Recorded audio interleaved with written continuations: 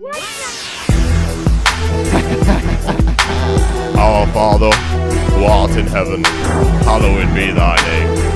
Thy kingdom come, thy will be done, on earth as it is in heaven. Give us this day our daily bread, and forgive us our debts, as we forgive our debtors.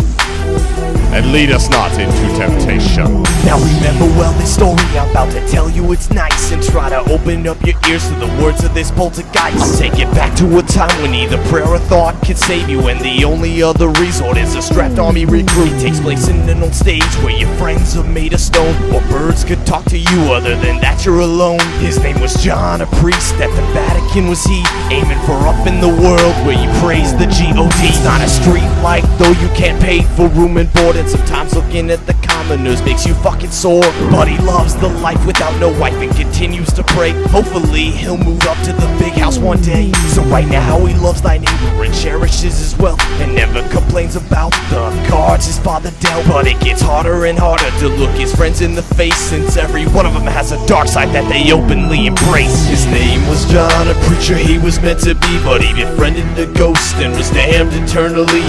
Now he rots in hell with his finger straight up his ass. Never again will he lead another mass. He was destined to be great, or maybe even the Pope, but his new wicked friends had a fucking different approach. He was to be dragged into the dark side forever. Family, friends, work will be seen never ever. He tries to clear his mind on the side of preaching and breaching, but all his fellow men see him doing is beseeching his word. He heard a step at the top of the stairs, so he looked at a ghostly figured man staring down at him with hooks. There ain't no doubt about it, his stony friend stared on as the creature began to lose his temper and fly towards John. He got right down on his knees and prayed to his holy father, but right before he could finish, the ghost had started the slaughter. Blood rained down on the face of poor John.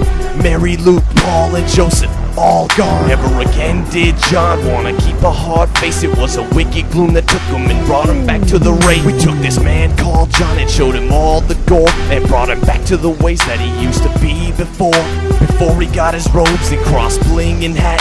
It took Boo and Poltergeist to bring the demon John back. His name was John, a preacher he was meant to be, but he befriended the ghost and was damned eternally.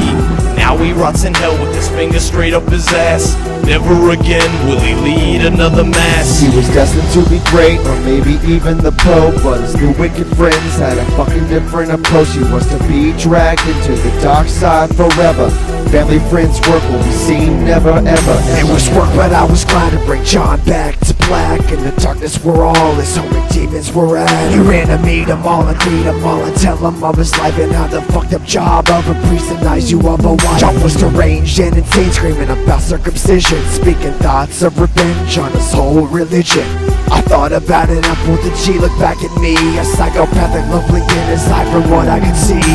John spoke loud and beckoned for all to listen about his newly found plots to get rid of exorcisms. He held an axe in his left hand and his old rose in the right, demon chanting and screaming, foaming and panting for a fight.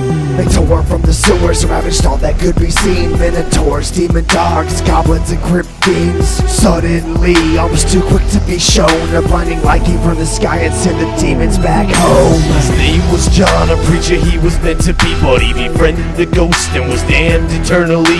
Now he rots in hell with his fingers straight up his ass. Never again will he lead another mass. Now all the demons are gone and vanished to their own hell. A life of torture, decay, and an abominable smell. All that's left is the ghost that started the war from hell. The only two who know is Boo and Polta G, who never tell.